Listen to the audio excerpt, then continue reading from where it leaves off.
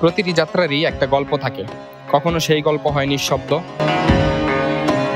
কখনো কোলাহল মুখর।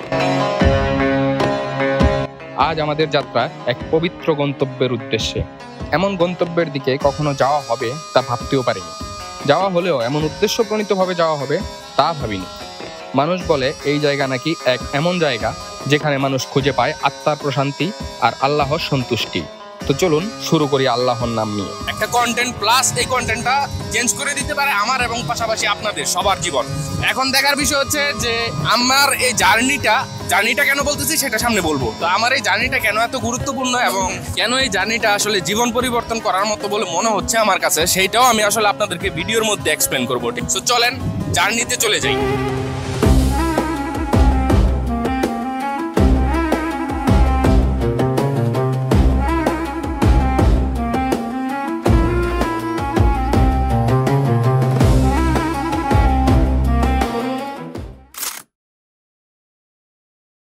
অটোরিকশায় করে বাড়ির রাস্তা থেকে বাজারে যাওয়ার পরই দেখলাম আমাদের জন্য গাড়ি দাঁড়িয়ে আছে।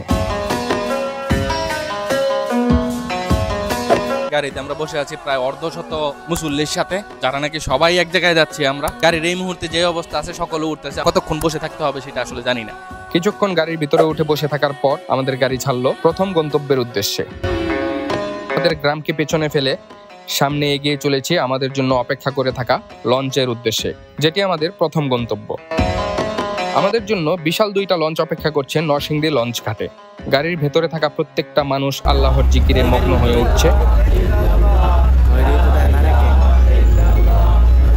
রাস্তার প্রতিটি অংশগুলো যেন জিকিরের শব্দে সাহসী করে তুলছে। কারণ একটি বাসের সকল যাত্রী একসাথে এক শব্দে জিকির তুলেছে। আপনি একটু ভেবে দেখেন তো আপনার কাছে কেমন লাগতো।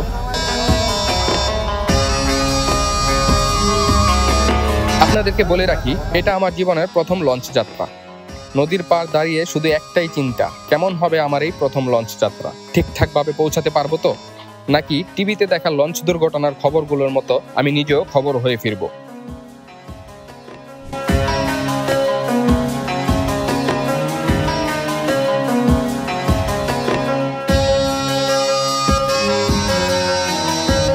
অবশেষে আমরা লঞ্চে পৌঁছালাম বিকাল 4টায়। আমরা লঞ্চের ভেতরে জায়গা পেয়েছিলাম, কিন্তু ভালো ভিডিও করার আশায় আমরা লঞ্চের ছাদে অবস্থান করার সিদ্ধান্ত নিই। হয়তোবা আমাকে এবং আমার পিছনে যে মানুষগুলো আছে তাদেরকে দেখে এতক্ষণে বুঝে ফেলছেন যে আমরা কোথায় যাচ্ছি। আমরা নরসিংদী শিবপুর থেকে রওনা দিছি এবং যাচ্ছি বরিশালের চরমনাই, কিন্তু এইখানে আসতে আসতে আমাদের মোটামুটি অনেকটা লেট হয়ে গেছে। নিচে কতগুলো ফ্লোর আছে, পাশের লঞ্চটা দেখা, পাশের লঞ্চটা দেখলেই বুঝতে পারবেন যে নিচে কতগুলো ফ্লোর আছে। ঠিক আছে, আমাদের এই লঞ্চেও সেম এরকমই অনেকগুলো ফ্লোর আছে, কিন্তু আমাদের আস্তে আস্তে রুফ, তারপর একদম রুফ টপ, সবার উপরে আইসা এখন বসছি। এখন রাত্রে কি হয় আল্লাহ জানে, কিরকম বাতাস হয় সেটা জানি না, কিন্তু আমরা যাচ্ছি। আমাদের জন্য দোয়া করবেন। হ্যাঁ, দেখা হচ্ছে আপনাদের সাথে বরিশাল চরমনাই গিয়ে। তার মাঝামাঝি আপনাদেরকে কিছু সিন এবং আমরা কি কি করছি কিছু অ্যাক্টিভিটিস দেখানোর চেষ্টা করবো ইনশাআল্লাহ। তো ততক্ষণ পর্যন্ত আমাদের সাথে থাকেন এবং আমাদের জন্য দোয়া করতে থাকেন। অনেক সময় পার হয়ে গেলেও আমাদের লঞ্চ কখন ছাড়বে তা জানতে না পারায় বাইরে বেরিয়ে পড়লাম ঘোরাঘুরি করতে, ঝালমুড়ি ঘুমনি এসব খাওয়ার উদ্দেশ্যে।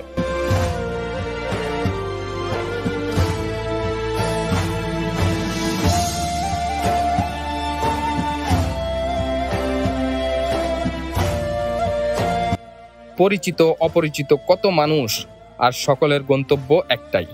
আলহামদুলিল্লাহ ভালো আছি, ছাদের মধ্যে ভালো ভিউ আসতেছে। পাশাপাশি আমাদের আশেপাশে অনেক মানুষ আছে। আমি, আমার বন্ধু, আমার ছোট ভাই, আমরা সব এখানে একসাথে বসছি।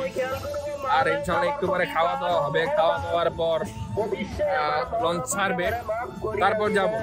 আর এটা হচ্ছে আমার জীবনের প্রথম লঞ্চ জার্নি। 4 ঘন্টা অপেক্ষা করার পর আমাদের লঞ্চ ছেড়েছে রাত 9টায়। তারপর রাতে অবস্থান করার জন্য ব্যবস্থা করার পালা। ঠিকঠাক করে ঘুমানোর জন্য প্রস্তুতি নিতে নিতে আরো 2 ঘন্টা। যেখানে শুই সেখানে আসলাম, আসার পরে একটু আড্ডাবাজি করলাম। আড্ডাবাজি করে এখন গুড নাইট, ঘুমোতে যাচ্ছি।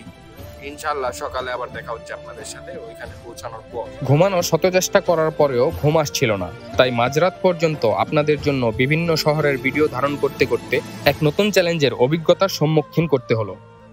রাত তখন গভীর, নদীর বুক জুড়ে ঘন কুয়াশা, তীরের শহরগুলো ঝাপসা হয়ে মিলিয়ে গেছে ধোয়ার মতো কুয়াশায়। কুয়াশার পানি পড়ে সকলের বিছানা ভিজে গেছে। নির্জন, ঠান্ডা আর কুয়াশায় ভেজা সেই রাতের ছাদ যেন এক রহস্যময় জগৎ। আমরা বুঝলাম প্রকৃতির সামনে মানুষ আসলে কতটা ছোট, কতটা অসহায়। ভোর হলো অবশেষে। কুয়াশা কেটে যখন তীর দেখা গেল, মনে হলো এক নতুন সূর্যোদয়ের সাক্ষী হচ্ছি। নদীর মধ্যে দিয়ে চলার সময় অনেক নতুন কিছু দেখার সুযোগ পেয়েছি। পদ্মার জলে ইলিশ ধরার দৃশ্য দেখার সুযোগ পেয়েছি। নদীর পাড়ের মানুষগুলোর জীবনযাপন দেখার সুযোগ পেয়েছি। সকাল সকাল পণ্যবাহী, যাত্রীবাহী বিভিন্ন ট্রলার, নৌযান দেখার সুযোগ পেয়েছি এবং নদী ভাঙন যে কতটা ভয়ানক হতে পারে তা দেখার সুযোগ পেয়েছি এই যাত্রাপথে। সকালের সূর্যোদয়ের পর কয়েক ঘন্টা যাত্রা করার পরেই দূর থেকে দেখতে পেলাম গন্তব্যস্থলের মিনার।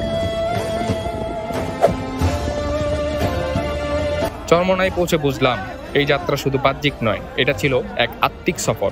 সারা রাত এই অভিজ্ঞতা অর্জনের পর শরীর খুব ক্লান্ত হয়ে পড়েছে, আর তাই এখন শুধু প্রয়োজন ঘুমের। আমাদের কাফেলার সঙ্গীরা সেই ব্যবস্থাই এখন করছে। খালি দেখা তো এনে তো